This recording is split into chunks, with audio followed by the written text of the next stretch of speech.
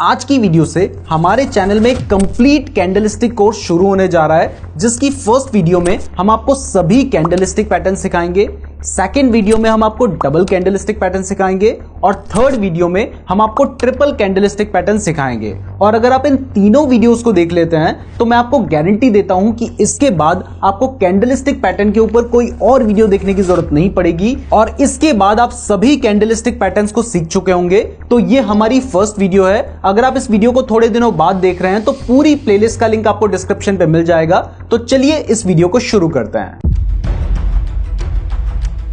दिए गए हैं तो ये जो हैमर कैंडलस्टिक पैटर्न है, इसके नाम में जो हैमर है उसका मतलब हथौड़े से है और ये एक बुलिश कैंडलस्टिक पैटर्न है, यानी इस कैंडलस्टिक पैटर्न के बनने के बाद शेयर की प्राइस बढ़ने के चांसेस होते हैं। तो अभी आपको स्क्रीन पे ये जो कैंडलस्टिक पैटर्न दिखाई दे रहा है, यही वो एक हैमर पैटर्न है और आप देख सकते हैं कि ये बिल्कुल एक हथौड़े जैसा दिखाई दे रहा है। हथौड़ा भी कुछ इस तरीके का दिखता है और ये जो कैंडलस्टिक पैटर्न है वो भी कुछ बिल्कुल सिमिलर सा दिख रहा है। अब अभी आपको जो कैंडलस्टिक पैटर्न दिख रहा है, इसमें आप देख सकते हैं कि इसकी बहुत लंबी एक लोअर विक है, लेकिन इसके ऊपर कोई भी अपर विक नहीं है। अब मान लीजिए किसी केस में यहां पर एक छोटे से विक होती, तब भी उसको हैमर ही कंसीडर किया जाता है। तो अगर मान लीजिए कहीं पर छोटी सी विक आपको देखने को मिलती है तो उसको भी आप हैमर कैंडलस्टिक पैटर्न ही कंसीडर करेंगे, लेकिन फिलहाल यहां पर कोई भी विक ऊपर की साइड पर नहीं है।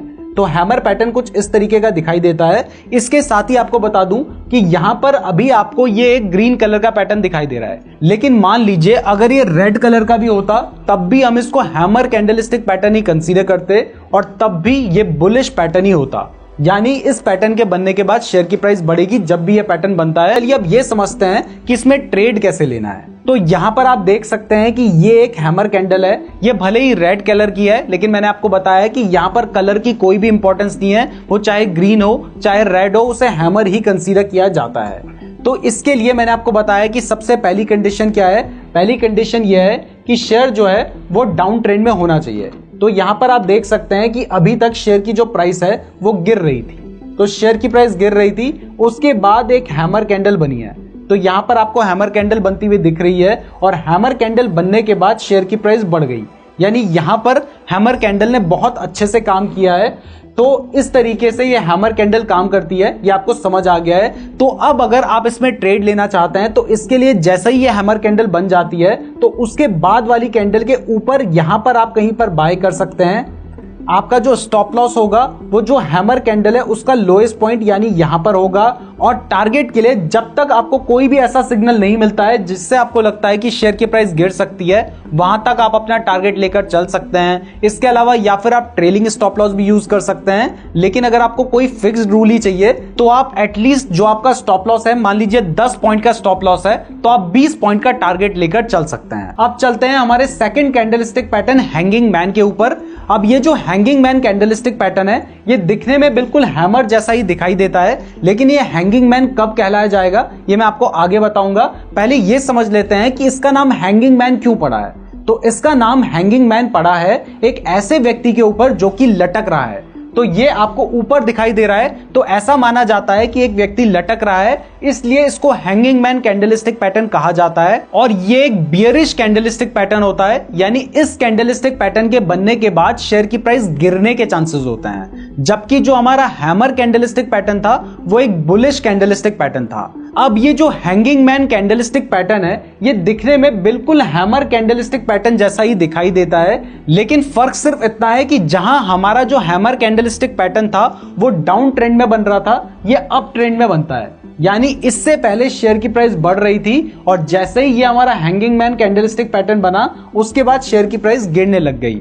यानी अगर हैमर जैसा ही दिखने वाला कैंडलस्टिक पैटर्न अप ट्रेंड में बने तो उसे हैंगिंग मैन कैंडलस्टिक पैटर्न कहा जाता है और उस पैटर्न के बनने के बाद शेयर की प्राइस गिरने के चांसेस होते हैं, क्योंकि ये एक बियरिश कैंडलस्टिक पैटर्न है। इसमें भी कलर की कोई भी इंपॉर्टेंस नहीं होती है, यानी ये एक रेड कलर का कैंडलस्टिक पैटर्न है। अगर इसकी जगह पे मान लीजिए ग्रीन कलर का कैंडलस्टिक पैटर्न भी होता तब भी इसको हैंगिंग मैन कैंडलस्टिक पैटर्न ही माना जाता है और इसका जो साइज है वो भी बिल्कुल हैमर जैसा ही है। तो इसकी भी जो लोअर विक है ना, वो भी इसकी बॉडी के कंपैरिजन में इसके 2 टाइम्स होनी चाहिए। अब वैसे तो इस कैंडलस्टिक पैटर्न के ऊपर कोई भी विक नहीं होती है, लेकिन मान लीजिए अगर ऐसी छोटी सी विक होती तो उसको भी हम हैंगिंग मैन पैटर्न ही कंसीडर करते। मैं आपको एक बार क्लियरली दिखा भी देता हूं। तो यहां पर आप देख सकते हैं कि जो हमारा हैमर कैंडलस्टिक पैटर्न है वो डाउन ट्रेंड में बना है, जबकि जो हमारा हैंगिंग मैन कैंडलस्टिक पैटर्न है ये अप ट्रेंड में बना है, लेकिन दिखने में बिल्कुल हैमर जैसा ही दिखाई देता है। उसका मतलब भी तब भी यही होता क्योंकि शेयर की प्राइस बढ़ रही थी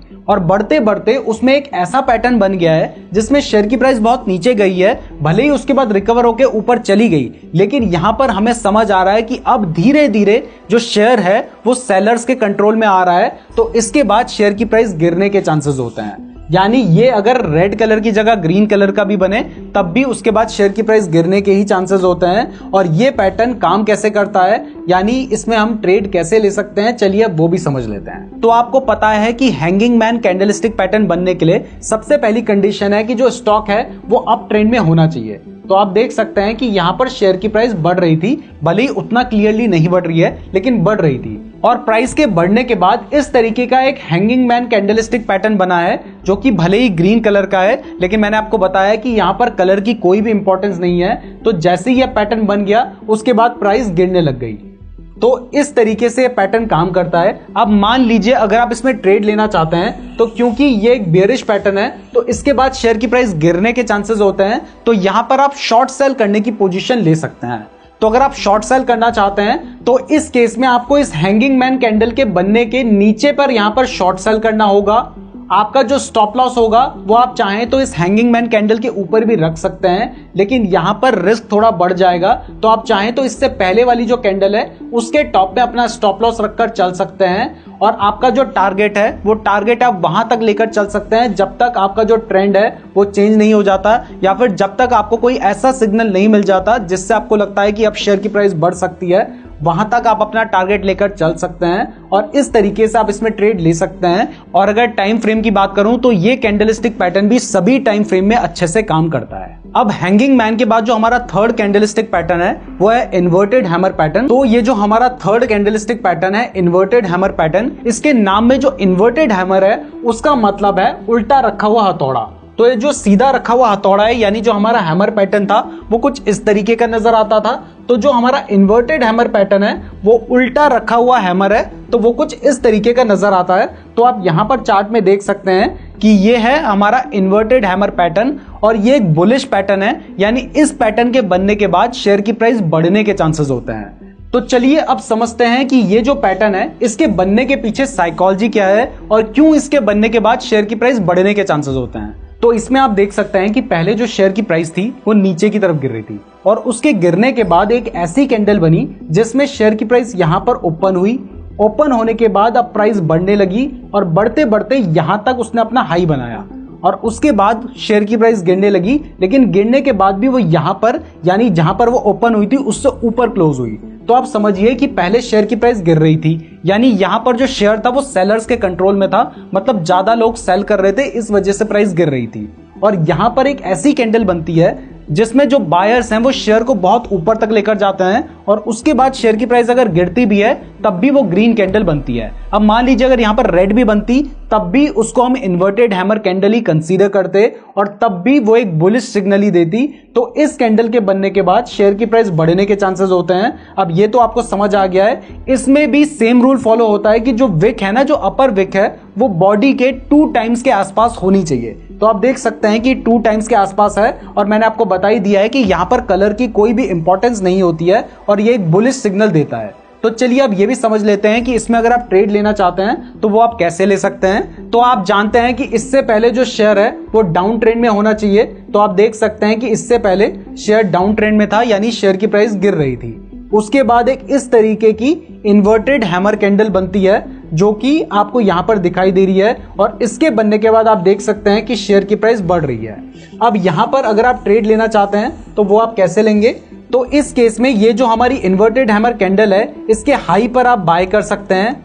इसका जो लो पॉइंट है वहां पर आप अपना स्टॉप लॉस लेकर चल सकते हैं और टारगेट के लिए आपको जब तक कोई भी ऐसी कैंडल ना मिल जाए जिससे आपको लगे कि अब शेयर की प्राइस गिर सकती है, वहां तक का आप टारगेट लेकर चल सकते हैं। या फिर आप जितना स्टॉप लॉस लेकर चल रहे हैं, मान लीजिए अगर 10 पॉइंट का आपका स्टॉप लॉस है तो आप 20 पॉइंट का टारगेट लेकर चल सकते हैं। और अगर टाइम फ्रेम की बात करें तो ये कैंडलस्टिक पैटर्न सभी टाइम फ्रेम में काम करता है। इवन जितने भी कैंडलस्टिक पैटर्न है वो सभी टाइम फ्रेम में काम करते हैं। तो ये था हमारा third candlestick pattern, inverted hammer pattern. अब इसके बाद जो हमारा फोर्थ कैंडलस्टिक पैटर्न है वो है शूटिंग स्टार कैंडलस्टिक पैटर्न। वैसे अभी तक अगर आपको ये वीडियो पसंद आ रही है तो इस वीडियो को लाइक जरूर कर दीजिएगा, और अगर आप चाहते हैं कि ऐसी ही हम और सीरीज लेकर आते रहें तो इसके लिए इस वीडियो को ज्यादा से ज्यादा लोगों को शेयर करें। अगर आप शेयर करेंगे और हमें अच्छा रिस्पॉन्स मिलेगा तो आगे हम ऑप्शंस ट्रेडिंग के ऊपर भी एक सीरीज लाने वाले हैं। और अगर आप चाहते हैं कि हम ऑप्शंस ट्रेडिंग के ऊपर भी सीरीज लेकर आए तो कमेंट जरूर कीजिए। हम 6 से 7 वीडियो की एक कंप्लीट ऑप्शंस ट्रेडिंग की सीरीज लाना चाह रहे हैं, ज्यादा लोगों के साथ शेयर जरूर कीजिएगा। तो ये जो शूटिंग स्टार कैंडलस्टिक पैटर्न है,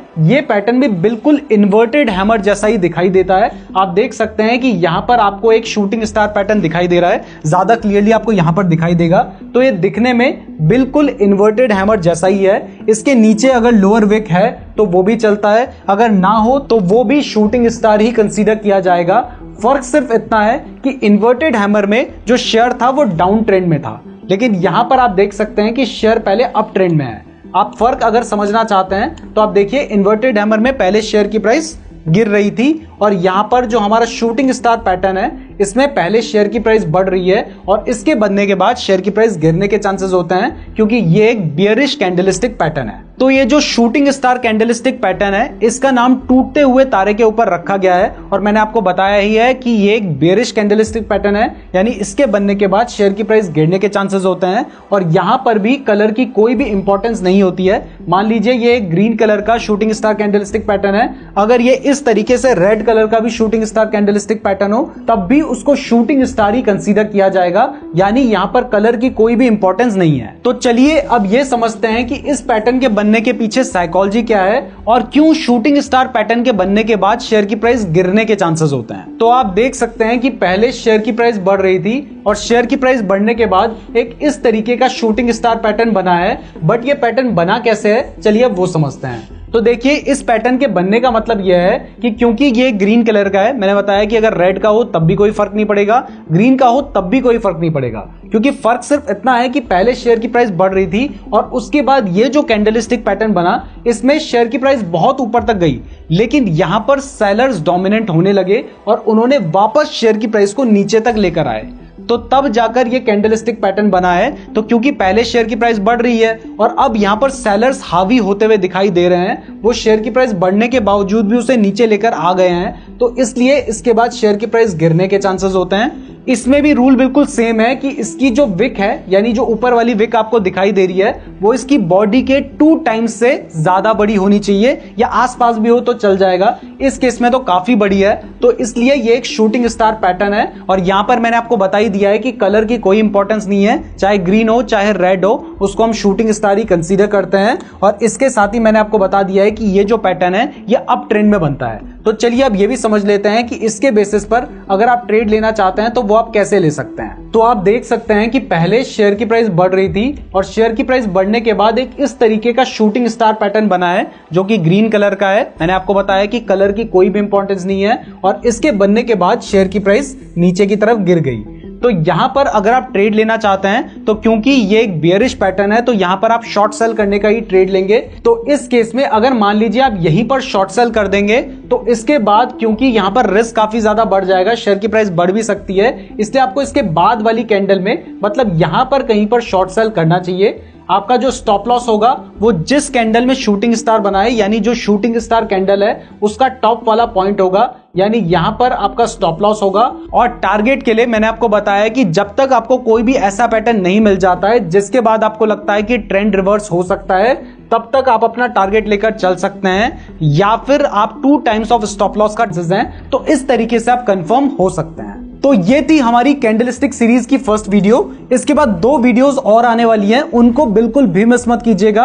अगर आप उनको भी देख लेंगे तो उसके बाद आप सभी कैंडलस्टिक पैटर्न्स को समझ जाएंगे। और अगर आप थोड़े दिन के बाद इस वीडियो को देख रहे हैं तो उस प्लेलिस्ट का लिंक आपको डिस्क्रिप्शन में मिल जाएगा। मैं उम्मीद करता हूं आपको वीडियो पसंद आई होगी। वीडियो पसंद आई है तो लाइक जरूर कीजिएगा, इसमें हमने बहुत ज्यादा मेहनत की है। इसके साथ ही कॉमेंट जरूर कीजिएगा अगर आप सेकेंड पार्ट देखना चाहते हैं तो, और साथ ही में हमारे चैनल को सब्सक्राइब भी कर लीजिएगा ताकि जैसे ही हम सेकंड पार्ट डालें आपको एक नोटिफिकेशन भी मिल जाए।